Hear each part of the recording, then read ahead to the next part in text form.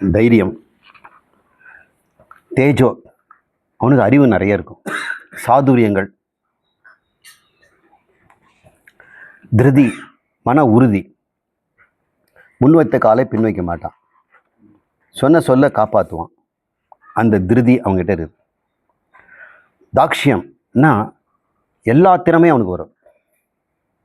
பரதக்கலை, பாட்டுக்கலை, அர்ஜுனன் பார்த்தீங்கன்னா டான்ஸ் ஆடுவான், பீமன் பார்த்தா சமையல் பண்ணுவான், அது பேர் தாட்சியன் பேர். அதுதான் தட்சிணாமூர்த்தின்னு பேர். தட்சிணாமூர்த்தியா எதையும் செய்ய வல்லவர், அவர் பேர் தக்ஷன். தக்ஷனாலே எதையும் செய்கிறவன். அதனால் தச்சனுக்கு அதான் பேர் வச்சுருக்கான். மரத்தை கொடுத்தா எதை வேணா செய்திருவான், கல்லை கொடுத்தா எது வேணா செய்திருவான், கல் தச்சன். மரத்தை கொடுத்தா மரத்தச்சன். தக்ஷன் அப்படிங்கிறது எதையும் செய்ய வல்லவன். இப்போ எலக்ட்ரிக்கல் ஃபிட்டிங்னா வந்துடுவான், ப்ளம்பிங்னாலும் வருவான், சண்டைனாலும் வருவான், எந்த சண்டைனாலும் பண்ணுவான். அது குங்ஃபுவாக இருக்கலாம், ஜிஜுட்ஸுவாக இருக்கலாம், சமையல் கலையும் வரும். இப்படி தாக்ஷன் அப்படிங்கிறது அது ஒரு குணம் இருக்குது சில பேருக்கு. யுத்தேச்ச, போர்க்களத்திலும் கூட அபலாயனம், பின்வாங்க மாட்டான். அபலாயனம் வித்ரா பண்ணுறது. அதனால தான் இந்த ராவணனுக்கு மிகப்பெரிய அவமானம். ஒரு சாதாரண மனுஷன் இன்னைக்கு போயிட்டு நாளைக்கு வா, ரெஸ்ட் எடுத்துகிட்டு வா அப்படின்னு தயை காட்டினது அவனுக்கு நாக்கு பிடிங்கி செத்து போகலாம் போல் இருக்கு. அவனுக்கு கடன் பட்டார் நெஞ்சம் போல் கலங்கினான் இலங்கை வேந்தன். அப்படி ஒரு கலக்கம் வந்துடுச்சான். என்னை பார்த்து எல்லாம் நடுங்குது ஈரேழு லோகங்கும். எல்லாரும் நான் எழுந்து நின்னா ஓடி ஒளிஞ்சிடுவாங்க, என் முன்னாடி நிற்க மாட்டாங்க. இவன் சொல்கிறான் போயிட்டு வா நாளைக்கு பார்க்கலாம் அப்படின்னு ரொம்ப சாதாரணமாக சொல்லிட்டானே. ஒரு சத்திரியனுக்கு போரில் பின்வாங்கிறது எவ்வளோ மோசமானதுன்னு சொல்கிறாங்க. இந்த அபலாயனம், இந்த புறமுதுகு காட்டுது. நம்மளுடைய புறநாற்று பாடல்லாம் பார்த்தோம்னா புறமுதுகு காட்டாத அவங்கள தான் பாட்டு எழுதி வச்சிருக்கிறாங்க. எல்லா பாட்டுகளுமே போர்க்களத்தில் வீர மரணம் அடைந்தவங்க தான் எழுதியிருக்கிறாங்க. அதுவும் வந்து குணம் இருக்கும். தானம், அப்புறம் தானம் கொடுப்பதில் அவனுக்கு மிஞ்ச முடியாது. கர்ணனை யோசனை பண்ணி பாருங்க. அவன் ஒரு நல்ல போர் வீரன், ஆனால் தானம் இருந்தது. எல்லாத்தையும் அள்ளி அள்ளி கொடுக்குறவன். ஈஸ்வர பாவம், ஈஸ்வரனை கட்டுக்குள் வைத்தல். இந்த இடத்துல ஈஸ்வரனை கடவுள் அர்த்தம் இல்லை. இறைவனை போல ஒரு அரசாட்சியை அவன் கட்டுக்குள்ளே வச்சிருப்பான். உளவாளிகளை தன் கட்டில் வச்சிருப்பான். எதிரிகளை கண்டுபிடிக்கிறதுல கட்டுக்களை வச்சிருப்பான். தன்னுடைய வரி கட்டுறவங்க, ஜனங்க, பெண்கள், ஆண்கள், குழந்தைகள், நிர்வாகம் அனைத்தையும் தன் கட்டுக்குள்ளே வச்சிருக்கிறவன் பேர் ஈஸ்வரம்னு பேர். அந்த ஈஸ்வர பாவமும் அவங்ககிட்ட இருக்கும். அப்படிப்பட்டவன் சாத்திரம், அவன் பேர் தான் சாத்திரம், பாதுகாப்பு தருபவன். சத்திரியனா கொடை. சத்திரியனா இது மாதிரி பாதுகாக்க தரக்கூடிய, நாட்டுக்கு தரக்கூடியவன், மக்களுக்கு தரக்கூடியதுனால அவனுக்கு சாத்திரம்னு பேர். அவனுக்கு சத்திரியம். அவனுடைய கர்ம சுபாவஜம், இதெல்லாம் அவனுக்கு சுபாவமாகவே இது வந்துவிடும் என்று தெரிந்து கொள். காரணம் அவன் RST.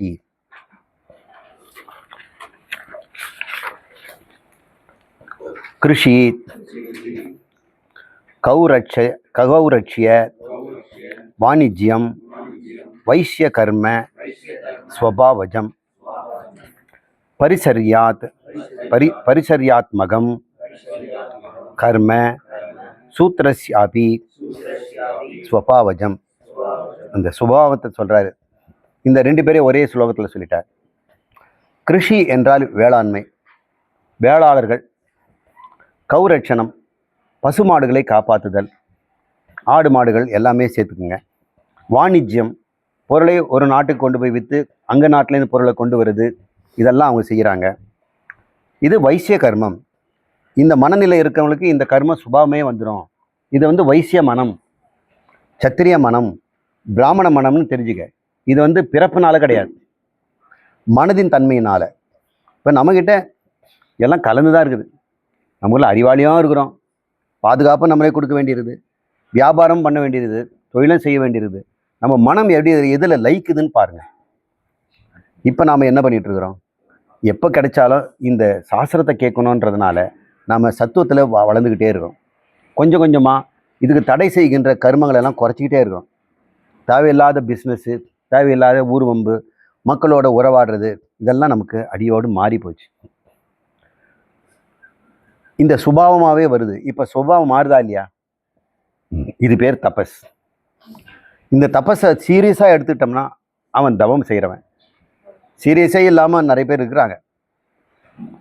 ஆசிரமத்தில் வசிக்கிறவன் ஆசிரம ஒழுங்கோடு பிரம்மச்சாரியத்தையும் மற்ற எல்லா குணங்களையும் கடைபிடிக்கும் போது அவன் தபஸ் ஆயிடுறான். அவன் உருமாறுகிறது அவனுக்கே தெரியாமல் மாறிட்டு அவன் சத்துவத்தை மேலே வருவதை பார்க்கிறோம்.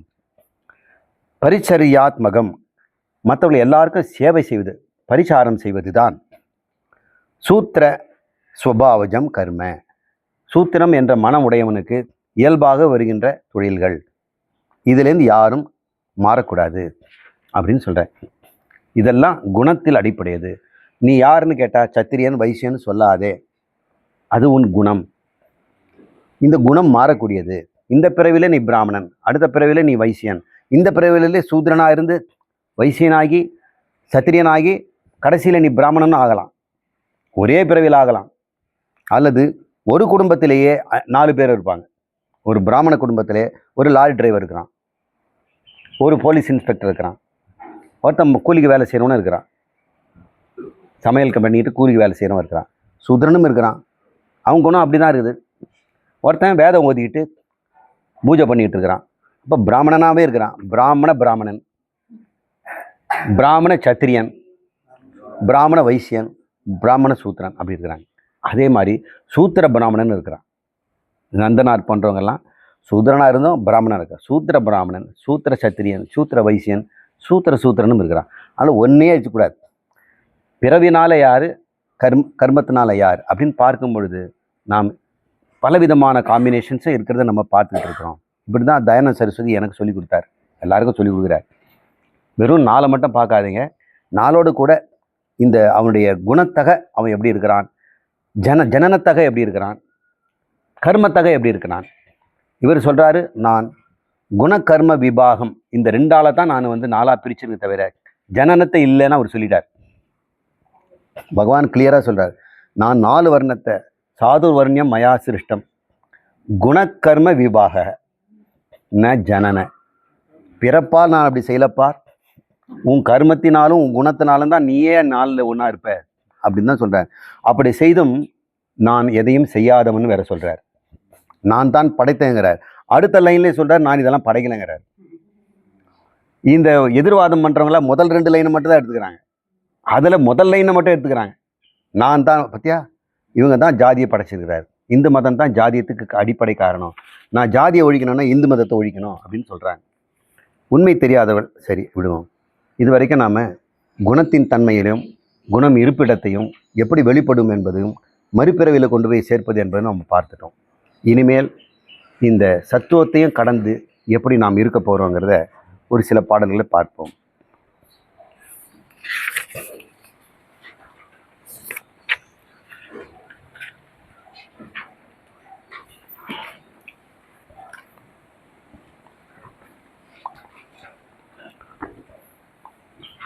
பதினோராவது பக்கம். அதுக்கு முதல் ஸ்லோகத்தை நம்ம பார்த்துட்டோம், அதையும் சேர்த்து பார்ப்போம். பிரகாசம் ச பிரவருத்திம் ச மோகம் ஏவச்ச பாண்டவ ந துவேஷ்டி சம்பிரவர்த்தானி ந நிவர்த்தானி காங்ஷதி. எவன் ஒருவன் இந்த 3 குணங்களால் ஏற்படுகின்ற மனத்தடுமாற்றத்தையும் மன கிளேஷங்களையும் இன்பத் துன்பங்களையும் வெற்றி தோல்வளையும் அவன் சமமாக பாவிக்கிறானோ, இன்பம் வரும்போது அது நீடிக்க வேண்டும் என்று விரும்புவதும் இல்லை, துன்பம் வருவது அதை போக்கிக் கொண்டு அது ஒழிக்கணுங்கிறதும் அவன் விரும்புவதில்லை, அது வரும் போகும் என்ற ஒரு அறிவோடு அவன் இருக்கிறான் அப்படின்னு இந்த மந்திரத்தில் சொல்கிறார். அடுத்ததில் உதாசீனவத் ஆசீன குணை யோ ந விஷால்யதே குண வர்த்தந்த இத்யேவ யோவ அதிஷ்டதி நேங்கதே ந இங்கதே அங்கத நேங்கதேன்னு படிக்கணும். ந இங்கதேன்னா கலங்குவதில்லை, இங்கதன்னா கலங்கிறது, ந இங்கதே கலங்குவதில்லை. அவன் எப்படி இருக்கிறான்? இந்த சத்துவத்தில் இருக்கின்றவன் உதாசீனவத் ஆசீன, அவன் எப்பொழுதும் உதாசீனமாக இருக்கிறான். உதாசீனம்ங்கிறது என்ன அர்த்தம்னா, வழக்கமாக நமக்கு பிரியம் அப்பிரியம்னு இருக்கும். சார் என்ன சார் சாப்பிட்றீங்க அப்படின்னு ஹோட்டலில் கேட்கும்போது பிரியமானதெல்லாம் சொல்கிறோம், எங்கே கொண்டாங்க மெனுன்னு பார்க்குறோம். அவன் கண்ணெல்லாம் பிரியமானதை தேடுது, அப்பிரியமானதெல்லாம் நிராகரம் பண்ணுது. ஹோட்டலில் துணி கடையில் போனாலும் இவனுக்கு வேண்டிய பிரியத்தை தேடுறான், அப்பிரியத்தை ஒதுக்குறான். கல்யாணம் போன்ற கூட்டத்தை ஜனங்களோடு இருக்கும்போது பிரியமான ஜனங்கள் யார், அவங்ககிட்ட போய் பேசலாம், அப்பிரியமான எட்டி கூட பார்க்கறது இல்லை. இந்த உலகம் எப்பொழுதுமே மக்களுக்கு பிரியம் அப்பிரியம்னு ரெண்டாக தான் பிரிஞ்சிருது. ஆனால் நம்ம இன்னொன்று இருக்குது, நிறைய விஷயத்தில் உதாசீனமாக இருக்கிறோம். மேகம் கருத்துருச்சுன்னா பிரியமும் இல்லை அப்பிரியமும் இல்லை, அது அப்படி தான் போடுறது. சூரியனை பார்த்து நம்ம பிரியம் கொள்றதில்லை அப்பிரியமும் கொள்றதில்லை. செடி கொடிகள்லாம் பார்க்குறோம், பழங்கள்லாம் வளருது, இதெல்லாம் பார்க்குறோம், பிரியமும் இல்லை அப்பிரியமும் இல்லை, ரசிக்கிறோம். மயில்கள் வந்து நடமாடுது, பிரியமும் இல்லை அப்பிரியமும் இல்லை, உதாசீனவர். நம்ம அப்படி இருக்கிறோம் இல்லை. அந்த மயிலே வீட்டுக்கு கொண்டு போயினோம் ஆசைப்படுறதில்லை, மயிலை துரத்தி அடிக்கிறதும் கிடையாது. பார்க்குறோம், உதாசீனாக போயிட்டே இருக்கிறோம். நாய்கள் கூட்டம் உதாசீனப்படுத்திட்டு போகிறோம், மக்கள் கூட்டம் உதாசீனப்படுத்துகிறாங்க. இன்றைக்கி தான் கடைசி நாள் தான் மலிவு விலை, ஒன்று எடுத்தால் 2 ரூபாய் அப்படின்னு கொடுக்குறாங்க. உதாசீனன், உதாசீனமாக இந்த உலகத்தில் வாழ்ந்து கொண்டிரு. இன்டிஃபரண்ட், இன்டிஃபரண்ட், நோ டிஃப்ரென்ஸ், மாற்றம் இல்லாமல் வாழ்க்கை முழுக்க உதாசீனமாகிறது. உன்னை பழி சொன்னாலும் உதாசீனப்படுத்து, பாராட்டினாலும் உதாசீனப்படுத்தா திருப்பி முகத்தை அவமானப்படுத்துறதில்லை. மனசுக்குள்ளே பிரியமும் வேண்டாம் அப்பிரியமும் வேண்டாம், இன்டிஃபரண்ட் அப்படின்னு அர்த்தம். அதான் அவன் எப்படி இருக்கிறான்? இந்த சத்துவத்தில் நிலை பெற்றவன் உதாசீனவத் ஆசீன, அதில் இருந்து கொண்டிருக்கிறான். ஆசீனன உதாசீனாக இருந்து கொண்டிருக்கிறான். குணேர் யோ ந விஷால்யதே, இந்த குணங்களினால் அவன் கலங்குவதில்லை, அசைக்கப்படுவதில்லை. விசால்யம்னா அசைக்கிறது, நடுங்கிடுவான். இந்த குண மாற்றங்கள் வந்ததுன்னா, தமோ குணமோ ரஜோகுணமோ சத்துவ குணமோ தன்னிடம் வந்தாலும் சரி, எதிராளிகிட்ட வந்தாலும் சரி, உணவில் வந்தாலும் சரி, உலகத்தில் நடந்தாலும் சரி, இவன் கலங்குவதில்லை. அகங்காரம் அப்படியே ஆனந்தமாக இருக்கு. ந விஷால்யதே, எப்பொழுதும் உதாசீனமாக இருக்கு. இப்போ நம்ம அகங்காரத்தை பற்றி பேசுகிறோம், நான் என்பதை பற்றி பேசுகிறோம். எந்த குணமாக இருந்தாலும் ந விஷால்யதே. அப்படி இருக்கிறான்? குணவர்த்தந்த இது ஏவ, குணங்களுக்கு இதுதான் சுபாவம் போல் இருக்கு, அதை விட்டு தள்ளுன்னு இருப்பானா. குணங்களுக்கு குணவர்த்தந்தே இது ஏவ, குணந்தாண்டா இப்படி இருக்குது அப்படின்னு பார்ப்பான். மற்றவங்க மனசில் ஒரு எதிராளி சண்டை போடுறான், அதை இன்னொருத்த தடுக்கிறான், நடுவில் இன்னொருத்த சமாதானம் படுத்துகிறான். இவங்க 3 பேரில் யாராவது ஒருத்தா இருப்பான். ஜன்னல் வழியாக வேடிக்கை பார்க்கும்போது யார் மேலாவது பரிதாபப்படுவான், இவன் அடிக்கணும், இவன் இப்போ அடி வாங்கிட்டே இருக்கிறான், இவன் நடுவில் சும்மா இருக்கிறான், அவனை 2 எடுத்து சாத்த வேண்டித்தானே இப்படின்னு இருப்பான். அப்போ இவன் என்ன பண்ணுறான்? அதில் பங்கேற்பாளன் ஆயிடுறான், உலகத்தில் நடக்கிறதுலாம் பங்கேற்கிறான். தன் மனசிலேயே ஒரு ஒரு பகை, ஒரு நட்பு, ஒரு நடுவாள், இந்த 3 பேரை வச்சுக்கிட்டு என்ன நேரம் சிந்திக்கிறான்ல. ஒரு பிரச்சனை ஏற்பட்டுச்சு, சண்டை வந்துடுச்சு வீட்டுக்குள்ளேயே,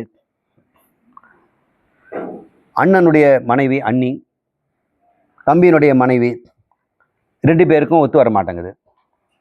அண்ணன் சம்பாதிக்கிறாரு, எல்லாத்தையும் தன் கையில் வச்சிருக்கிறாரு, தம்பிக்கும் அதே கம்பெனி தான் வேலை செய்கிறாரு, அவர் கொடுக்கறத வச்சு தான் நாங்கள் பழப்பு நடத்தணும், அது மொத்த லாபத்தையும் அவரே வச்சுக்கிறாரு.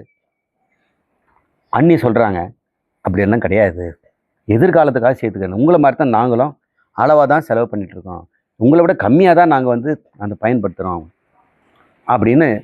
இது ராத்திரி முழுக்க புகைச்சல் நடக்குது குடும்பத்தில்.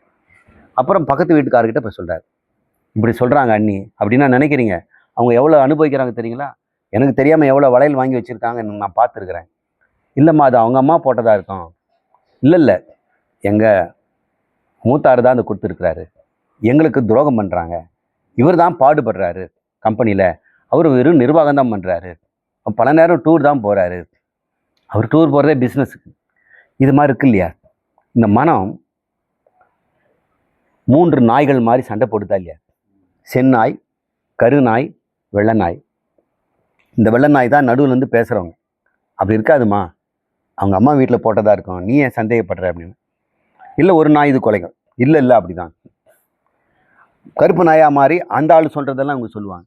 இப்போ நம்ம மண்டையில் 3 நாய் சண்டை போட்டுக்கிட்டே தானே இருக்குது. அந்த சண்டையில் நம்ம மாட்டிட்டு எவ்வளோ கஷ்டப்படுறோம். உதாசீனவத். வெளியே தெருவில் நாய்கள் சண்டை போட்டால் நீ எப்படி பார்ப்ப? கொஞ்ச நேரம் வேடிக்கை பார்த்துட்டு வேலையை பார்க்கலான்னு போகிற மாதிரி நம்ம மண்டையிலையும் நடந்தாலும் இந்த நாய்களுக்கு ஓயாமல் இதுதான் வேலை. இந்த முக்குணங்களும் ஒன்றை ஒன்று தாக்கி கொண்டே இருக்கும். ரஜோகுணம் தமோகுணத்தை உதைக்கும், தூங்காதே எழுந்துக்கணும். தமோகுணம் ரஜோகுணத்தை வச்சு தூங்குன்னு சொல்லும்.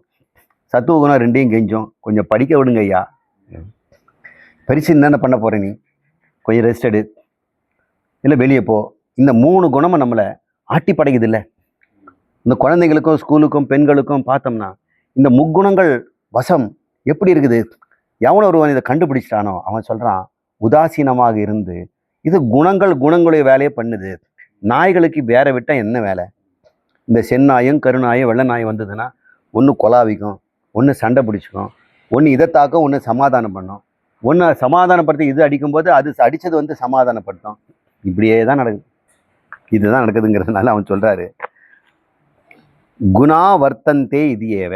இந்த குணங்களுக்கு இப்படித்தான் வர்த்தம், இப்படித்தான் நடந்து கொண்டிருக்கும் என்று அவன் நன்றாக தெரிந்து கொண்டு, யக அதிஷ்டதி ந இங்கதே.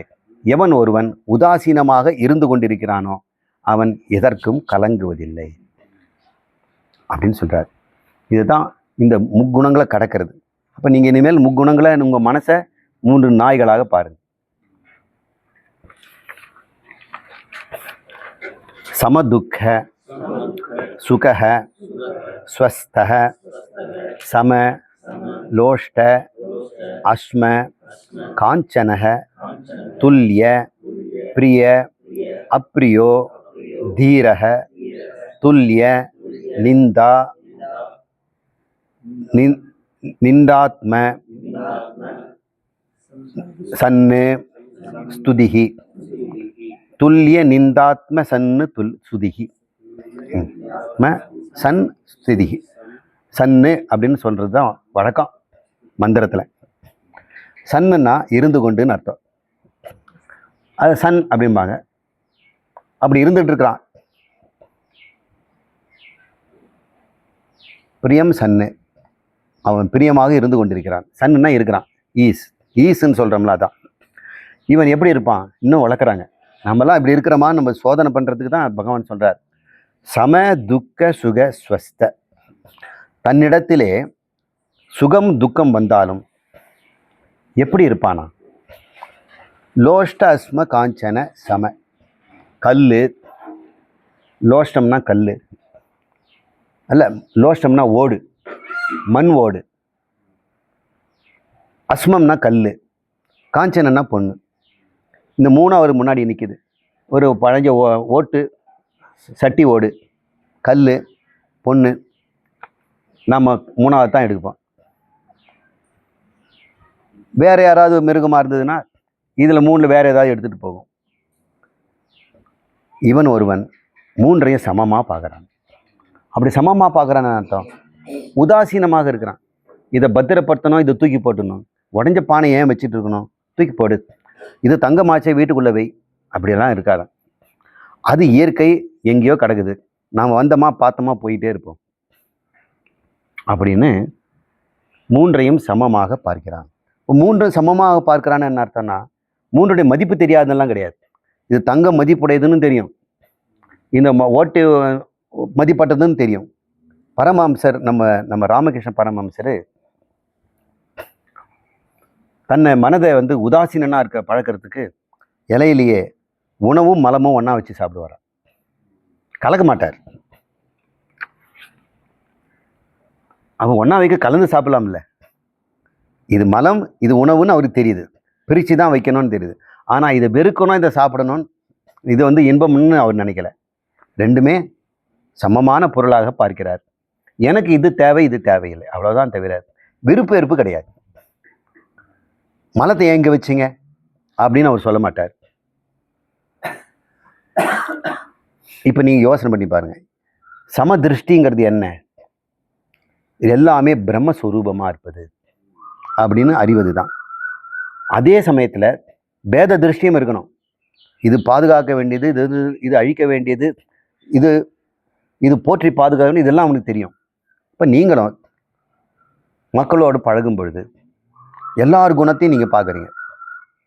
இவர் துஷ்ட குணம், நீ பார்த்ததை கொண்டு போய் வேறு மாதிரி உலகத்தில் பேசுவான், நாளைக்கே போய் இது வத்தி வைப்பான், ஆனால் தெரியாமல் அவன் முன்னாடி பேசிட்டோம் அப்படின்னு சில பேரை நம்ம வெறுக்கிறோம். சில பேர் அப்பாவியாக அப்படி சொல்லிட்டு இருக்கிறானே, அவன் முன்னாடி எல்லாத்தையும் போட்டு விட்டானே அப்படின்னு இவன் மேலே பரிதாபப்படுறோம். இதெல்லாம் நமக்கு தெரியுது, இதெல்லாம் அறிவில் நம்மக்கிட்ட இருக்குது. ஆனால் இது குறித்து இந்த ஒருத்தனை வெறுக்கிறதோ ஒருத்தனை பாராட்டுறதோ கிடையாது. இப்படி தான் அந்த மனநிலை. எல்லாட்டும் விஷ்ணு தரிசனம், ஈஸ்வர தரிசனம் அப்படின்னு சொல்கிறாங்க. புத்தியில் நமக்கு வித்தியாசம் நல்லா தெரியும், அறிவில் இது மோசமானது, இது நல்லது, இது ஆபத்தானதுன்னு தெரியும். ஆனால் மன உணர்வுன்னு இருக்குது பார்த்தீங்களா, அது எல்லாத்துலேயும் அன்பு தான் காட்டும். உணர்வில் சமம், அறிவில் பேதம். அப்போது ராமகிருஷ்ண பரமஹம்சருக்கு அறிவில் பேதம் தெரியுது, ஆனால் உணர்வில் விருப்பு வெறுப்பு கிடையாது. இப்போ சம அஷ்ட லோஷ்ம காஞ்சனம்னா என்ன அர்த்தம்? அறிவில் பேதம் தெரியுது, ஆனால் உணர்வில் எல்லாமே பயனற்றது அப்படிங்கிற உணர்வு இருக்கணும். அந்த உணர்வு சமத்துவத்தை தான் இவர் சொல்கிறாரு. சமதுக்க சுகம். இந்த உணர்வு அவனுக்கு சுகமும் ஒரே மாதிரி தான் தெரியும், துக்கமும் ஒரே மாதிரி தான் இருக்கும். எப்படி? லோஷ்ட அஸ்ம காஞ்சனம். காஞ்சனம்னா பொண்ணு, அஸ்மன்மா கல், லோஷ்டம்னா ஓடு. இந்த மூன்றையும் அவன் ஒன்றாக பார்க்கிறான். பிரியம் அப்பிரியம், பிடிக்கும் பிடிக்காதுங்கிறதோ துல்லியம், சமமாக பார்க்கிறான். துல்லியம்னா சமம், அது சமப்படுத்தி கொடுக்கறது தான் அது துலாக்கோல்ங்கிறோம். துல்லியமாக காட்டுது. இந்த தட்டம் அந்த தட்டம் துல்லியம், அது பேர் துல்லியம். துல்லியம்னா சமம். துல்லிய பிரிய அப்பிரியம் ரெண்டுத்திலேயும் அவன் சமமாகவே இருக்கிறான். அறிவில் இது பிரியம் அப்பிரியம்னு தெரியும், ஆனால் உணர்வில் அவனுக்கு விருப்போ வெறுப்போ அற்ற நிலை. மனசாந்தி தாங்க மோட்சம். அறிவில் நீங்கள் எவ்வளோ வேணால் தெரிஞ்சுக்கலாம், தெரியாமல் இருக்கலாம், பண்டிதனாக இருக்கலாம், பாமரனாக இருக்கலாம். பண்டிதனாக இருந்து மனசாந்தி இல்லைன்னா அவன் பந்தன் தான். பாமரனாக இருந்து மனசில் களங்கம் இல்லாமல் இந்த சமநிலையோடு உணர்வை வச்சிருக்கிறான அவன் முக்தியில் இருக்கிற ஜீவன் முக்தனுங்க. இது சாஸ்திர ஞானமோ உபனிஷத்தை மனப்பாடம் பண்ணுறதோ பெரிய பெரிய சயின்டிஃபிக் டிஸ்கவரி எல்லாம் கிளாஸில் சொல்கிறதோ முக்கியமே கிடையாது. மனதில் இருக்கின்ற அந்த சாந்தம், ஆழ் மனதில் நம்மிடம் இருக்கின்ற ஒரு நிம்மதி, தடுமாற்றம் இல்லாத கலங்காத நெஞ்சு. ஆனால் அவர் சொல்கிறாரு, தீரக புத்தியுடையவன், அவன் புத்தி ஸ்திரமாக இருக்கிறது. இந்த உணர்வின் அடிப்படையில் அந்த புத்தி முடிவெடுப்பதில்லை, அறிவின் அடிப்படையில் முடிவெடுக்கிறது, உணர்வின் அடிப்படையில் முடிவெடுக்கிறது இல்லை. சில பேர் உணர்வின் அடிப்படையில் தான் முடிவெடுப்பா அறிவை.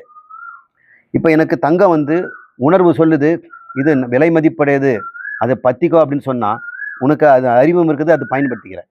ஆனால் அறிவு சொல்லுது விலை மதிப்பற்றது, மனசு சொல்லுது உனக்கு எதுக்கு, அதை வச்சு நீ என்ன பண்ண போகிறேன் அப்படின்னு அது உணர்வு சொன்ன உடனே நம்ம விட்டுறோம். அவன் தான் தீரன்கிறார். எவன் ஒரு உணர்வுக்கு பின்னாடி அறிவை அடகு வைக்கிறானோ அவன் கோழை.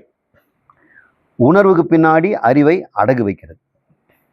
கோபம் வந்துடுச்சுன்னா அறிவை கொண்டு போய் அதில் வைக்கிறது, பயம் வந்துடுச்சுன்னா அறிவை அதை கொண்டு போய் வைக்கிறது. அப்படிப்பட்டவன் கோழைங்கிறார். எவனோ ஒருவன் உணர்வு என்ன சொன்னாலும் அறிவை அதற்கு அடகு வைக்காமல் நேர்மையாக இருக்கணும். இந்த அறிவு தூய்மையாக தன் திட்டத்தில் இருக்கணும். உணர்வும் எப்பொழுதும் சமாதானத்தில் இருக்கணும். உணர்வு மிஞ்சினாலும் அறிவு அதுக்கு அடிபணியக்கூடாது. அறிவே 1000 சொன்னாலும் உணர்வுக்கு அதுக்கு செவிசாய்க்கூடாது. ரெண்டையும் கையால் கலந்துக்கணும். இப்போ மனம் என்ற ஒரு கருவியில் இந்த ரெண்டும் இருக்கிறது. ஒன்று தேவன், ஒன்று அசுரன். தேவர்கள் அசுரர்கள்லாம் மனசில் தான் இருக்கிறாங்க. இந்த உணர்வு எல்லாமே அசுரர்கள், இந்த அறிவெல்லாமே தேவர்கள். இந்த உணர்வு ஆசை காட்டும், இந்த அறிவு அது போராடும். சில சமயத்தில் இதுக்கு அடிபணிஞ்சிடுச்சுன்னா இந்த அறிவுக்கு ஒரு நோய் வந்துடும். இந்த உணர்வு சொல்றதுக்கெல்லாம் ஜால்ரா போடுச்சுன்னா அது பேர் மோகம்னு பேர். அறிவு அதுக்கு நியாயப்படுத்தும். கோபம் வந்துடுச்சுன்னா நியாயம்தான், நான் அப்படி தான் செய்வேன் அப்படின்னு. பயந்துட்டேன்னா நீங்கள் மட்டும் பயப்படலையா, நானும் தான் பயப்படுவேன் அப்படின்னு எல்லாத்துக்கும் இந்த அறிவு இந்த உணர்வுக்கு சப்பக்கட்டும், உதவி கூடும். எவன் ஒருவன் அறிவையும் உணர்வையும் சமமாக சீர்தூக்கி பார்த்து பிரித்த ஆளை கையில்றானோ அவன் தீரன், அவன் புத்திசாலி. அஞ்சுவது அஞ்சாமை பேசணும். பயப்படணும், பயந்து தீரு. அங்கே வந்து புத்திக்கு அங்கெல்லாம் வேலை கிடையாது. கரெக்டாக அது வந்து ஜட்ஜு. இதுக்கு நான் பயந்தாங்கன்னா பயப்படுவேன். பயத்தின் காரணத்தை புத்தியை மாற்றிக்க மாட்டேன். துல்லிய நிந்தாத்ம சன்னு ஸ்துதி. நிந்தாத்மம், யாராவது உங்களை கேவலமாக, அசிங்கமாக, மட்டமாக, தரக்குறைவாக பேசுனாங்க, நேரடியாகவும் பேசுகிறாங்க, மறைமுகமாகவும் பேசுகிறாங்க. நேரடியாக பேசினா கூட நீங்கள் வந்து சிரிச்சிட்டு போயிடுவீங்க, தெரியாமல் பேசிட்டப்பா. ஆனால் மறைமுகமாக பேசி நம்ம காதில் வந்து கேட்கும்பொழுது மனம் வருத்தப்படும். என்கிட்ட பேசினா என்னோட முடிஞ்சு போச்சு. ஆனால் வெளியே பேசும்பொழுது பல பேருக்கு அது பரவும். அது நம்ம செய்யக்கூடாது. அப்படி செய்வது வந்து நிந்தைங்கிறாங்க. அதையும் வந்து சமமாக தான் பார்க்குறான். பல பேர் அதே சமயத்தில் புகழவும் கொடுக்குறாங்க. இந்த லெக்சரர்லாம் பார்க்குறவங்க திருமூலர் பற்றி பேசும்பொழுது இந்த ஆளுக்கு ஒன்றுமே தெரியல, திருமந்திரத்தில் தப்பாக சொல்கிறாரு அப்படின்னு ஒருத்தர் சொல்கிறாங்க. ஒரு பேர் திருமூலரே வந்து பேசுகிற மாதிரி இருக்குதுன்னு சொல்கிறாங்க. யாருக்கு வேணாலும் நிந்தையும் இருக்கும், சுதியும் இருக்கும். ஒரு காரியத்தை நீங்கள் செய்தீங்கன்னா அது யாரும் 4 பேர் பாராட்டுவாங்க, கட்டாயம் 4 பேர் திட்டுவாங்க. நீ என்ன பண்ணணும்? திட்டுறதுக்கும் கவனக்கூடாது, பாராட்டுறதையும் வச்சுக்கூடாது. அதை வச்சுக்கிட்டோம்னா ஓர வஞ்சனை பண்ண மாதிரி ஆகிடும். 2 பேருமே சமம். அறிவில் எனக்கு தெரியுது இது பாராட்டு, இது வந்து நிந்தைன்னு. ஆனால் உணர்வில் நான் சமம். அந்த உணர்வில் என்னதான் இருக்குங்கிறீங்க? கோபம் இருக்காதுங்கிறீங்க, பொறாமை இருக்காதுங்கிறீங்க, பயம் இருக்காதுங்கிறீங்க, காமம் இருக்காதுங்கிற. அப்புறம் என்னதான் பண்ணும்? அது வெட்டிக்கு இருக்குதா அந்த மனம்? அந்த மனம் சாந்தமாக இருக்கு. மனம் எப்பொழுதும் ஒரே உணர்வு தாங்க, திருப்தி, சாந்தம். அங்கேருந்து அவங்கள உள்ள சாந்தத்தை பார்ப்பான், திருப்தியை பார்க்குறான். ஆனால் வெளியே என்ன பார்ப்பாங்க? அவங்க சாந்தத்தை பார்க்க மாட்டாங்க. வெளியே இருக்கவங்களுக்கு அது அன்பும் கருணையமா தெரியும். மனசுல சாந்தி இருந்துடுச்சுன்னா உலகத்துக்கெல்லாம் அன்பு அது பொழியும்.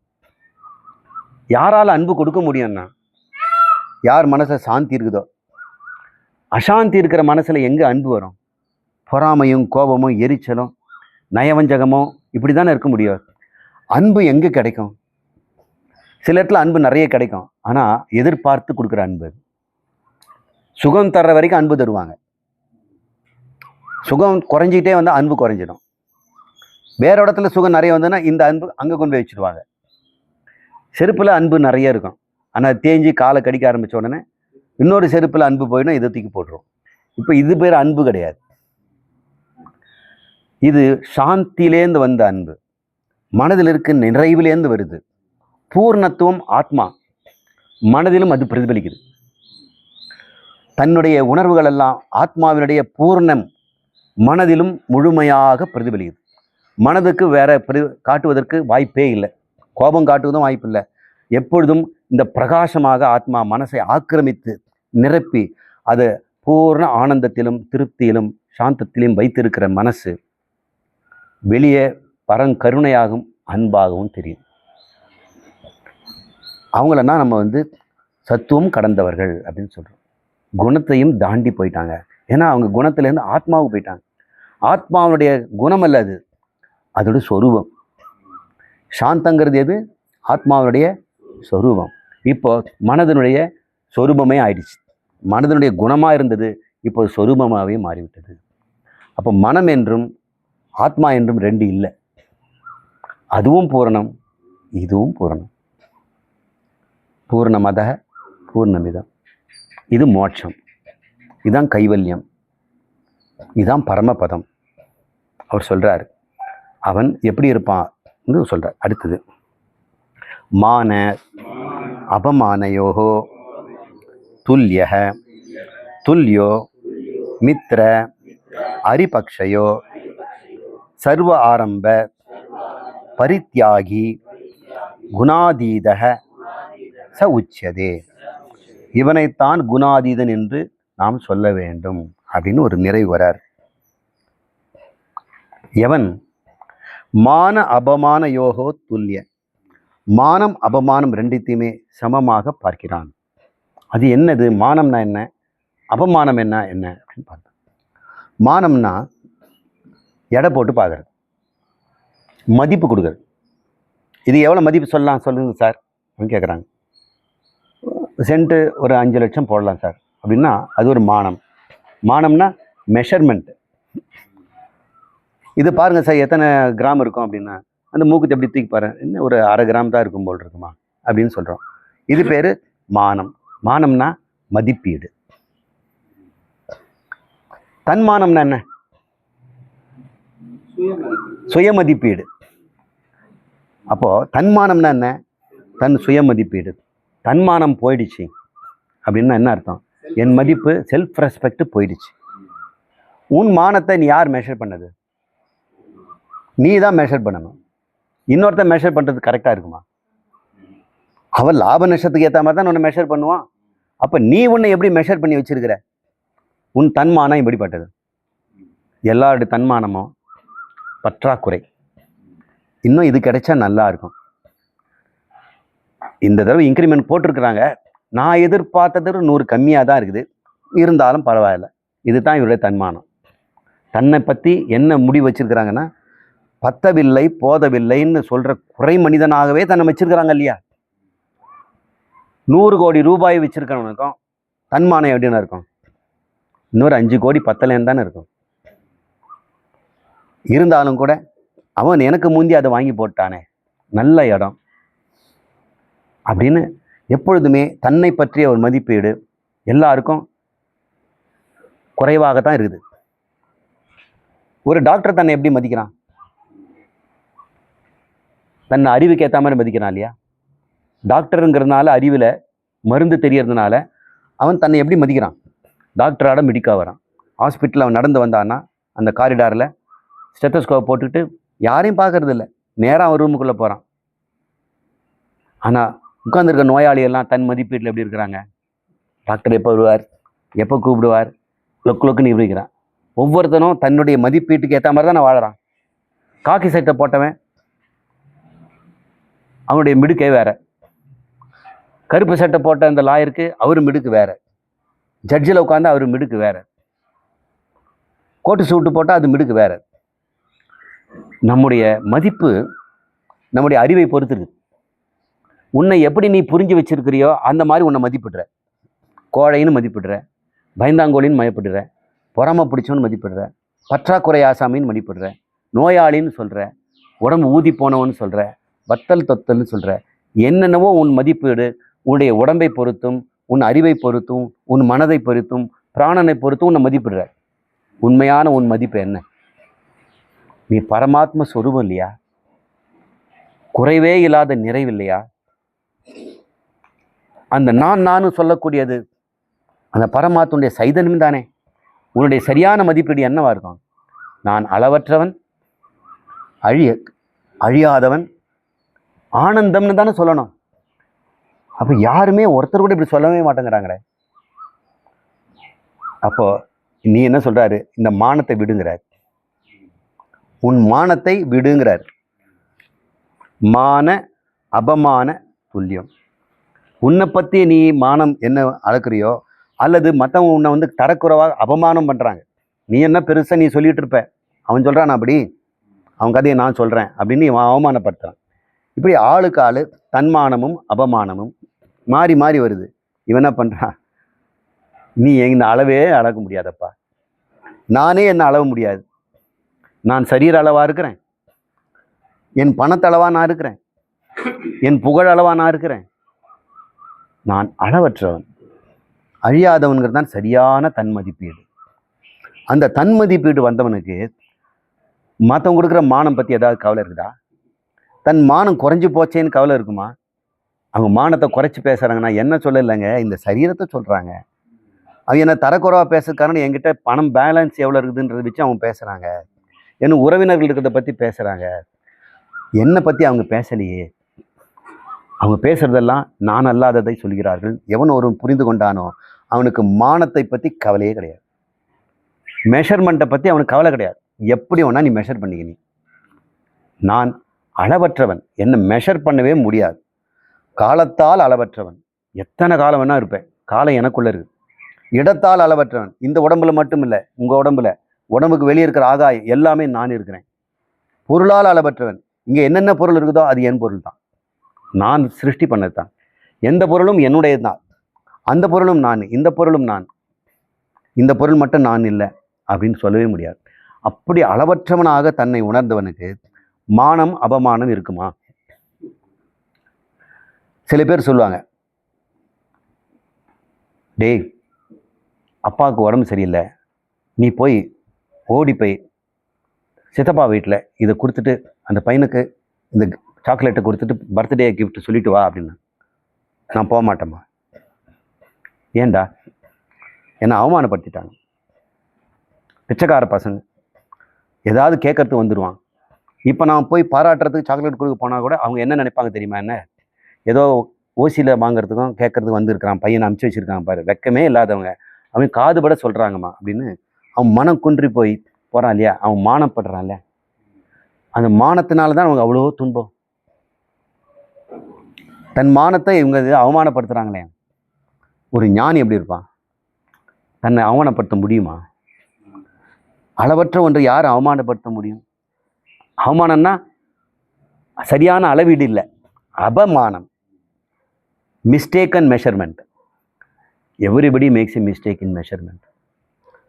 My measurement is immeasurable, I am limitless அப்படின்னு தெரிஞ்சவன் எங்கு வென்றாலும் காற்று மாதிரி போயிடுவான். கர்ப்பகிரகத்தில் போயிடுவான்.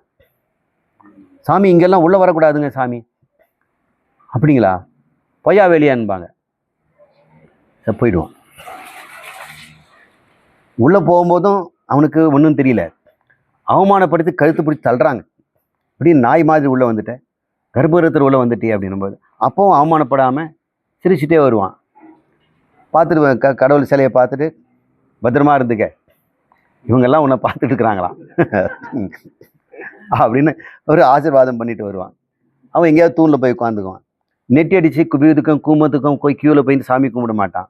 நான் தான் அங்கே சிலையாக இருக்கிறேன், இங்கேருந்து வருகிறதுக்கு நான் ஆசீர்வாதம் இங்கேருந்தே கொடுக்குறேன்.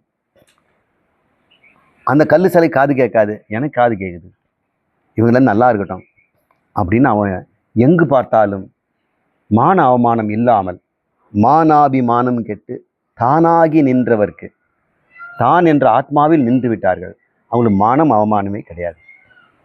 இங்கே வந்து மெத்தை கொடுத்துருக்குறாங்களே, இந்த இடத்துல பாய் தான் கொடுத்துருக்குறாங்களே, அந்த வீட்டில் வந்து ஏசி போட்டிருக்கிறாங்களே, இங்கே எதுவுமே இல்லையே, எந்த குறையும் அவங்ககிட்ட இல்லை.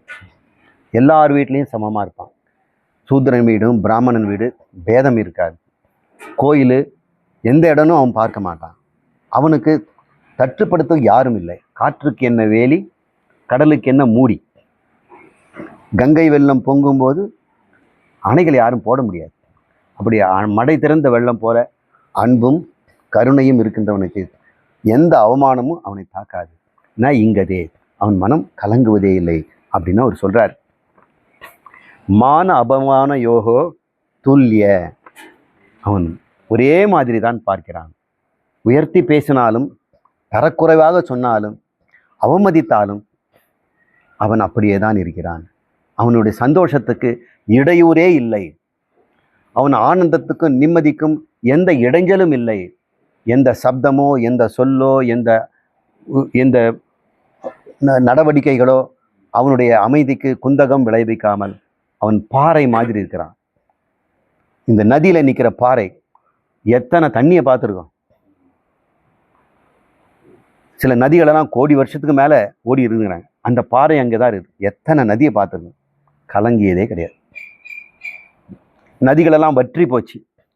அப்போ அந்த பாறை காத்துக்கிட்டு இருக்கு, வாங்க. மூழ்கி இருக்கிற மாதிரி வந்துட்டாங்க.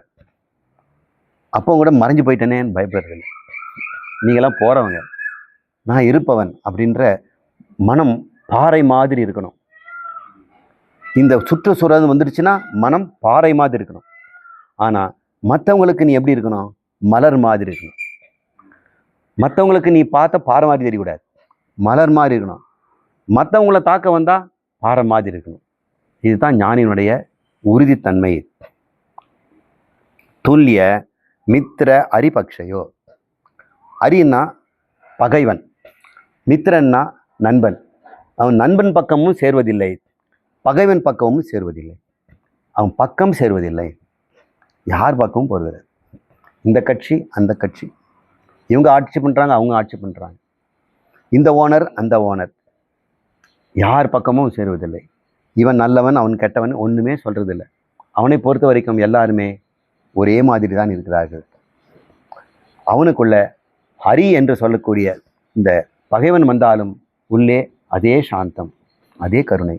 நண்பன் வந்தாலும் அதே சாந்தம், அதே கருணை. சர்வ ஆரம்ப பரித்தியாகி. சர்வ ஆரம்பம்னா, ஆரம்பம்னா துவங்கன்னு அர்த்தம். இங்கே துவங்குறதுன்னா என்ன, ஆரம்பம்னா என்னங்க அர்த்தம்? எண்ணங்கள் ஆரம்பம் தானே. ஒரு எண்ணம் ஆரம்பித்தா தானே அது பேச்சா வருது. பேசுறதுக்கு முன்னாடி மனசில் வந்துடுது இல்லை, இதை சொல்லிடலான்னு. அப்புறம் அது செயலில் வருது இல்லையா. இவன் இங்கே ஆரம்பிக்கும் போதே நிறுத்திடுறான். எண்ணங்கள் ஆரம்பிக்கும் போதே அது நின்று போயிடுது. அவன் எந்த கர்மமும் செய்வதில்லை. மற்றவங்க எல்லாமே எண்ணங்கள் ஆரம்பிக்கும், அது விருப்பமாக இருந்ததுன்னா செய்வாங்க, வெறுப்பாக இருந்தால் செய்ய மாட்டாங்க. இங்கே ஆரம்பமே இல்லை. அப்போ ராகத்வேஷமற்ற மனம். அந்த மனசில் எந்த எண்ணமும் செயல் குறித்து எழுவதில்லை. இதை செய்யணும், அதை செய்யணும், இதை செய்யாமல் இருக்கணும், அதை தடுக்கணுங்கிற எந்த ஆரம்பம் இல்லாமல் ஒரு எழுச்சி இல்லாமல் இருக்கிறான். அப்போ எழுச்சி இல்லாமல் இருக்கிறான்னா அவன் சமதளம் போல எங்கும் நிறைந்தவனாக இருக்கிறான். அது சர்வாரம்ப பரித்தியாகம். இன்னொரு அர்த்தம், அவன் சந்நியாசி அப்படின்னு அர்த்தம். பரித்தியாகம் பண்ணிட்டான். எதை தியாகம் பண்ணா? நான் எனது என்பவற்றை அவன் விட்டு விட்டான். சர்வாரம்பம் எங்கேருந்து ஆரம்பிக்கும்? நான்லேருந்து ஆரம்பிக்கும், எனதுலேருந்து ஆரம்பிக்கும். எனது வீட்டு பெயிண்ட் பூசணும்னு ஆரம்பிப்பேன். என் உடம்பு இதுக்கு செக்கப் பண்ணிக்கணும்னு நான் ஆரம்பிப்பேன். இப்போ எனதுன்னும் நானுங்கிறதும் ஒருத்தனுக்கு போன பிறகு அவை செய்யறது என்ன இருக்குது? சர்வ கர்ம கிருத், அனைத்தும் செய்து முடித்தவன் போலவும், சர்வ ஆப்தம் ஆப்னோத்தி, அடைந்தது அனைத்தும் அடைந்து முடிந்தது போலும் அவன் எப்பொழுதும் சிரிச்சுக்கிட்டே இருக்கிறான் அல்லது மௌனமாக இருக்கிறான். இன்னும் எல்லாம் அடைஞ்சிட்டாமா இருக்கிறீங்க, இன்னும் சொர்க்கம்லாம் நீங்கள் பார்க்கவே இல்லையே, சத்தியலோகத்தில் என்னென்னவோ சொல்கிறாங்க, இன்னும் நம்ம ஊர்லேயே இன்னும் வெளிநாட்டிலலாம் நடக்குது பாருங்கள் யூடியூப்பில் அப்படின்லாம் காட்டுறாங்க. அவன் எதையும் அவன் துவங்குவதே இல்லை. எல்லாரும் ஆனந்த பற்றாக்குறைக்கு தான் இங்கெல்லாம் போகிறாங்க. இவனை ஆனந்த பேர் ஊற்றா இருக்கிறான். இவனுக்கு கலக்கமும் இல்லை, அதை நீக்க வேண்டிய அவசியமும் இல்லை. அப்படிப்பட்ட மனநிலையில் இருக்கும்போது அவன் சர்வ ஆரம்ப பரித்தியாகி, அவன் சந்நியாசி, அவன் தியாகின்னு பேர். எவன் ஒருவன் நான் என்பதையும் விட்டுட்டானோ, எனதுங்கிறது விட்டுட்டானோ, எனதுங்கிறது விட்டுட்டவன் தியாகம் தானுங்க. இப்போ எனதுன்னு சொல்லக்கூடிய பொருளெல்லாம் விட்டுட்டு போயிட்டேன்னு வைங்க, அது தியாகம் தானே. நானுங்கிறது விட்டுட்டோம்னா என்ன ஆகும்? அது சந்நியாசம் தானே. இப்போ சந்நியாசம் தியாகம் ஒன்று தான். பலனை விட்டு விட்டால் தியாகி, செய்வதையே விட்டு விட்டால் சந்நியாசி. ரெண்டு பேருமே ஒன்று தான். ரெண்டு பேருமே பலனை விடுறவங்க தான். செய்வார்கள், பலனை விட்டால் அவன் தியாகி. என் பலனும் வேண்டாம், எதுக்கு செய்யணும், அதுவும் விட்டுட்டான், அவன் சந்நியாசி. அப்படி ஒருவன் இருந்தால் அவன் சர்வ ஆரம்ப பரித்தியாகி. நான் எனது என்பதை விட்டவன், ராகத்வேஷங்களை விட்டவன், மனதில் இருக்கிற அத்தனை சங்கல்பங்களும் எழுந்த போதே கொன்று விடுவான். ஒரு எண்ணம் எழுந்ததுன்னா விட்டு தள்ளு, அதை வாங்கணும், நல்லா தான் இருக்கும், சரி விட்டு தள்ளு. அவன் அப்படி சொல்லிட்டான், பதிலுக்கு ஏதாவது சொல்லலாமா? விட்டு தள்ளு. அவங்க எனக்கு பாராட்டி இருக்கிறாங்க, அவங்களுக்கு முகமன் கொடுத்து வாங்க போங்கன்னு ஏதாவது கிஃப்ட் கொடுக்கணுமா? விட்டு தள்ளு. எல்லாவற்றையும் உடனுக்குடன் ஃபுன்னு ஊதிட்டே இருக்கிறான். எண்ணங்கள் தோன்றும் போதே செத்து போகுது. அதுதான் சர்வ சங்கல்ப ஆரம்ப தியாகம். அந்த தியாகத்துக்கு பேர் தான் சந்நியாசம். இவன் தான் குணாதீதன் உச்சியதே. இவனைத்தான் குணங்களை கடந்தவன், சத்துவம் ரஜஸ் தமஸ் மூன்றையும் கடந்தவன். மாம் ச யஹ அவ்யபசாரினே ஆரேன பக்தி யோகேன சேவதே சஹ குணான் சமதீத் ஏதான் அப்படின்னு அர்த்தம். சமதி தி இதி ஏதான் ஏதான் பிரம்ம பூயாய கல்பதே. மாம் என்னை, எவன் ஒருவன், யக அவ்யபசாரினே மனமாற்றம் இல்லாமல். விபச்சாரங்கிறது இன்னைக்கு ஒரு வேஷம் நாளைக்கு ஒரு வேஷம் போட்டால் அது விபச்சாரம். மனம் இது ஒன்று நினைக்கும் அது ஒன்று நினைக்கும், அப்படி மாறிக்கிட்டே இருக்கும், அது விபச்சாரம். அவ்வியபச்சாரம்னா குறிக்கோளில் அப்படியே நிற்கும், ஆணி அடித்தா மாதிரி.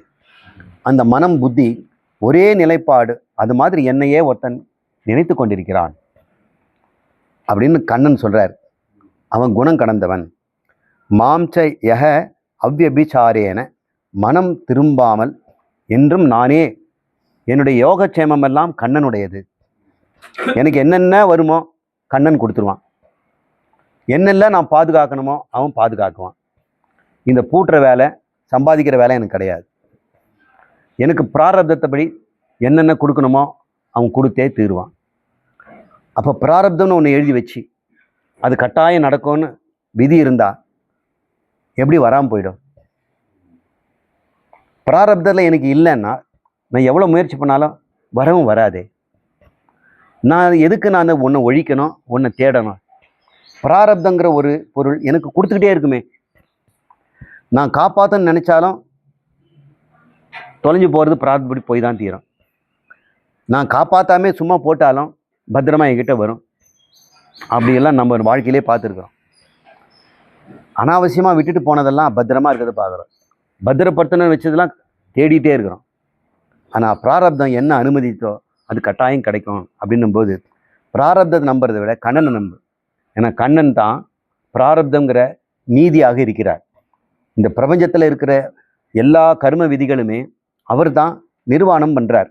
அந்தரியாமையாக இருந்துட்டு எங்கேயோ வானத்தில் ஆஃபீஸ் போட்டுக்கிட்டு கர்ம வினைகளை தான் கொடுக்கல. இவனுக்கு இந்த கர்மம் அந்த கர்மம், இவனுக்கு இந்த வினைன்னு கொடுக்கல. ஒவ்வொருத்தர் உள்ளத்திலும் அந்தரியாமையாக இருந்து கொண்டிருக்கிறார். ஆத்மாவாக இருந்து கொண்டு அவன் மனதை அவர் பார்த்து கொண்டே இருந்து அவன் மனதுக்கு வேண்டியது கொடுத்துக்கிட்டே இருக்கிறார். சத்தா ஸ்பூர்த்தியாக இருக்கிறார். இந்த நம்பிக்கை ஒருத்தன் போகுது. கண்ணன் எங்க இருக்கிறான்? ஆமா, நானும் அவனே தான். என்னை விட்டு ஓடி போக முடியுமா? நான் வேறு நீ வேறா? ரெண்டு பொருள் இங்க இருக்குதா? எப்போ இதே மாதிரி எண்ணத்துல இருக்கிறவன் தான் அவ்யபச்சாரின மாம் பக்தி யோகேன சேவதே. இந்த பக்தி யோகம் என்ற முறையிலும் சேவை என்ற முறையிலும் அவன் வாழ்ந்து கொண்டிருக்கிறான். இந்த ஞானத்தின் அடிப்படையில் அவன் வாழ்க்கை சேவையாக இருக்கிறது. இல்லை சார், அவர் உபநிஷத்தெல்லாம் படித்து வேதம்லாம் படித்து சாஸ்திரம்லாம் படித்து அவர் ஜீவன் முக்தனாக இருக்கிறாரு. ஆனால் பெரிய ஃபேக்ட்ரி ஓனராக இருக்கிறார். அன்றாடம் ஒரு லட்சம்லாம் அவர் கையாள பண்ணிட்டு இருக்கிறார் அப்படின்னு நீங்கள் சொல்லலாம். ஆனால் மனம் அவ்விபச்சாரேன சேவத்தை, அவன் அந்த பிஸ்னஸை சேவையாக செய்கிறான். சேவையாக செய்கிறது எப்படி இருக்குங்க? உங்ககிட்ட பொறுப்பை ஒப்படைச்சிக்கிற மாதிரி தான் இருக்குது. கண்ணன் என்கிட்ட இந்த இண்டஸ்ட்ரியை ஒப்படைச்சிருக்கிறார். 500 பேர் வேலை செய்கிறாங்க. அவங்களுக்கு குடும்பத்தை நான் தான் காப்பாற்றணும். அவங்களுக்கு வேலை குறையாமல் இருக்கும்படி நான் வியாபாரத்தை பெருக்கணும். வியாபாரம் டல் ஆகிடுச்சுன்னா இவனுக்கு வேலை குறைஞ்சி போயிடும், இவனுக்கு சம்பளம் குறைக்கணும், லே ஆஃப் கொடுக்கணும். இந்த சேவை மனத்தோடு ஒருத்தர் வியாபாரம் பண்ணுறான். அவன் கோடீஸ்வரனாக இருப்பான். அவன் ஜனக மகாராஜாவாக இருப்பான். ஜனக மகாராஜா ஞானி. ஆனால் அவங்ககிட்ட எத்தனை சேனைகள், எவ்வளோ நாடு, எவ்வளோ உளவாளிகள், எத்தனை மந்திரிகள், எத்தனை பிரஜைகள், எத்தனை சோல்ஜர்ஸ், அத்தனையும் அவனுக்கு நிர்வாகம் பண்ணணும் இல்லை. மனசில் ஒரு கலக்கமும் இல்லாமல் எந்தவித எதிர்ப்பாக சேவையாக செய்து கொண்டிருக்கிறார். நான் ராமனுக்கு சேவை செய்கிறேன் அப்படின்னு ஒருத்தன் வாழணும் அப்படின்னு சொல்கிறார். எனக்கு பக்தி யோகம்ன்ற முறையில் எனக்கு சேவை செய்வதாக, நான் படைத்த பிரபஞ்சத்தில் நான் உருவாக்கிய பிரஜைகளுக்கு உணவு கொடுப்பவனாக, பாதுகாப்பு கொடுப்பவனாக, அன்பு தருபவனாக, நல்ல சொல்பவனாக ஒருத்தன் வாழ்ந்து கொண்டிருந்தால் அதுதான் உண்மையான குணம் கடந்த நிலை. அப்படி வாழ்ந்துட்டான்னா ச குணாம்ச அதித்யேதான், இந்த குணத்தை தாண்டிய அவன்தான் பிரம்ம பூயாய கல்பதே, பிரம்மமாக ஆகிவிட்டான் என்று சொல்லப்படுகிறது அப்படின்னு முடிச்சிட்டாரு. இதுக்கு மேலே கண்ணன் சொல்கிறதுக்கு என்ன? மானம் அபமானம், நண்பன் பகைவன், கல் மண் ஓடு தங்கம், உறவினர் பகைவர்கள், பிறப்பு இறப்பு, வெற்றி தோல்வி, ஸ்துதி நிந்தா, எதுவாலும் அறிந்து கொண்டு கலங்காமல் இருப்பான். அறிவில் எல்லாருக்கும் துல்லியம் சமம். அது எப்படி அவங்ககிட்ட பார்க்கணும்? கலங்காமல் இருக்கிறது தான். அத்துல்லியமாயிடுச்சுன்னு என்ன ஆகும்? கலங்கிடுவான். அந்த கலக்கமிற்றாத நிலையை தான் நம்ம துல்லியம்னு இருக்கணும். சமமாக அறிவில் பார்க்குறதோ உணர்வில் பார்க்குறதோ விட உன்னிடம் கலக்கம் வருதான்னு பார்க்கணும். இப்போ அன்றாட வாழ்க்கையில் நாமெல்லாம் நாளையிலே வந்து போகும்போது நம்ம உஷாராக கவனிக்க வேண்டியது ஒன்றே ஒன்று தான். என் உணர்வு சாந்தத்தில் இருக்கிறதான்னு டெஸ்ட் பண்ணுங்க. பிபியை டெஸ்ட் பண்ணுற மாதிரி, அப்பப்போ பல்ஸ் பார்த்துக்கிற மாதிரி. இப்போ இந்த மணி 4 ஆச்சு, என் மனமே அரி ஓகே சாந்தியா அப்படின்னு, எஸ் சார், வேலையை பாருங்க. அப்புறம் ஒரு மணி நேரம் கழிச்சு, மனம் எப்படி இருக்கிற?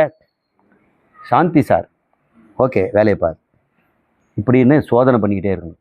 ஒரு சமயம் மனம் கலங்கிடுச்சுன்னா, என்னையா இப்படி பண்ணிட்ட, நீ நிறைவானவனாச்சே, இன்னும் மானமானம் கிடையாது, வெற்றி தோல்வி கிடையாது, ஜெய அஜயம் கிடையாது, பகைவன் நண்பன் கிடையாது, நீ பகைவன் குறித்து பயந்துட்ட, நான் நஷ்டம் குறித்து இப்படி கலங்கிட்டேன், சீச்சி அப்படின்னு ஒரே நிமிஷத்தில் சாந்தி சார் அப்படின்னு சொல்லும். சொன்ன உடனே மறுபடியும் வேலையை பார்க்கணும். இப்படி தினமும் நாம் சாட்சி பாவனையில் பார்க்க வேண்டிய ஒன்றே ஒன்று நம்முடைய உணர்வுகள். குற்ற உணர்வு வருதா, அவமான உணர்வு வருதான்னு பாருங்கள். எல்லாருக்கும் இதை குற்றம் சொல்லுவாங்களோ, இப்படி செய்துட்டோமே இது குற்றவாளி ஆகிட்டோமோ, இந்த குற்றத்தில் கூனி குறைகுது, அதுக்கு ஏதோ பிராயச்சித்தம் பண்ண முடியுமோ அப்படின்னு மனம் கலங்குது. அல்லது இப்படி செய்துட்டாங்களே, என்ன அவமானப்படுத்திட்டாங்களே அப்படின்னு வாடுது. இந்த மனம் குற்றத்தாலும் இந்த பழியினாலும் 2 பக்கம் ஊசலாடுத நீங்கள் கவனிச்சிங்கன்னா நீங்கள் இன்னும் மோட்சத்துக்கு வரலன்னு அர்த்தம். அது அந்த மாதிரி இல்லை அப்படின்னு தெரிஞ்சு போகும். இதுக்கு நம்ம என்ன சொல்லுவோம்? FIR, frequency, intensity, recovery. இந்த 3ஐயும் நம்ம சோதனை பண்ணிக்கிட்டே இருக்கணும். இந்த ஞானம் பெற்ற பிறகு எத்தனை அடிக்கடி எனக்கு இது மாதிரி மனசு நழுவுதல் வருதா, கோழைத்தனம் வருதா, காமம் தலையிடுகிறதா, பொறாமை வருகிறதா, பயம் ஏற்படுகிறதா, என்ன பண்ணுவதுன்னு தெரியலையே அப்படின்னு ஒரு நழுவல் ஏற்படுதா அப்படின்னு பார்க்கணும். பார்த்தோம்னா நீ கவனிக்கணும். முன்னெல்லாம் வாரத்தில் 7 நாள் 12 முறை இது மாதிரி பயப்படுவேன். வீட்டுக்காரர்கிட்ட 20 முறை சண்டை பிடிப்பேன். பையனை 4 தடவை திட்டுவேன். இப்போ எல்லாம் குறைஞ்சி போச்சு. Frequency highly reduced. ஆனால் இல்லைன்னு சொல்ல முடியாது. இன்டென்சிட்டி, அன்றைக்கி கோவம் வந்ததுன்னா அது கூரையை பிச்சுக்கிட்டு போகும், பாத்திரம் பண்டெல்லாம் பறக்கும். இன்றைக்கி அது ஒரு மாதிரி இருக்குது, வருது, ரொம்ப ரேராக வரும், வந்தாலும் அப்படியே பொசுக்குன்னு புஸ்வானம் மாதிரி வெடிக்காமல் மறைஞ்சிடும். அப்புறம் ரிக்கவரி. ஒருவேளை அப்படி பயம் வந்தாலோ கோபம் வந்தாலோ மறுபடியும் சாந்தத்துக்கு வரோம் இல்லையா, கம்மிங் பேக், அது குயிக்காக இருக்குது. இப்போ எல்லாம் ரெடியூஸ் ஆகி போச்சு. ஃப்ரீக்வன்சி ரெடியூஸ் ஆகிடுச்சு, இன்டென்சிட்டி ரெடியூஸ் ஆகிடுச்சு, ரெக்கவரி டைமும் ரெடியூஸ் ஆகிடுச்சு. இது தான் நம்முடைய செல்ஃப் அனாலிசிஸ். எதை பார்க்கணும்? உணர்வை கவனிக்கணும். நம்முடைய மன உணர்விலே கோபம், பயம், பொறாமை, காமம் என்று சொல்லக்கூடிய ஆசுரி சம்பத்துகள், கோர விருத்திகள் எஃப்ஐஆரான்னு பாரு. அதுக்கு நேர்மான தெய்வீ சம்பத்து அல்லது சாந்த விருத்தின்னு சொல்கிறோம் இல்லையா, தயை, கருணை, விட்டு கொடுத்தல், அது போன்ற உணர்வுகள் எல்லாம் இருக்குதா, நிரந்தரமாக இருக்குதா அப்படின்னு பார்க்கணும். இந்த ரெண்டையும் சோதனை பண்ணாமல் நம்ம தூங்கக்கூடாது, எழுந்தக்கூடாது. நடுவில் ஒரு 4 முறையாவது வேலைக்கு நடுவில் இதை டெஸ்ட் பண்ணி பார்த்துட்டோம். அதுக்கப்புறம் உங்களுக்கு நான் தெரிந்து விட்டேன், நான் யோகி, நான் யோகாருடன், நான் ஜீவன் முக்தனாக இருந்து கொண்டிருக்கிறேன். இதுதான், இது பேர் நிஷ்டை. இந்த நிஷ்டை வாழ்நாள் முழுக்க நம்ம செய்யணும். இந்த வாழ்நாள் முழுக்க செய்துக்கிட்டே இருக்கணுன்ற அவசியம் இல்லை. ஒரு நிலை வந்து உங்ககிட்ட அதுவும் போயிடும். இனிமேல் கோபமே எழுந்தாதானே அது இருந்தான்னு பார்க்கறது, பயமே எழுந்தாதானே பார்க்கறது. அஞ்சா நெஞ்சனாக, மானமாமன்றவனாக, காற்றை போல சர்வ சுதந்திரமாக இந்த உலகத்தில் விடுபட்டு ஆனந்தமாக வாழலாம். நிறைவு செய்துக்கலாமா? ஓம் பூர்ணமத பூர்ணமிதம் பூர்ணாத் பூர்ணமுதச்யதே பூர்ணஸ்ய பூர்ணம் ஆதாய பூர்ணம் ஏவாவசிஷ்யதே. ஓம் சாந்தி சாந்தி சாந்தி. ஹரி ஓம். ஸ்ரீ குருभ्यो நமः. ஹரி ஓம்.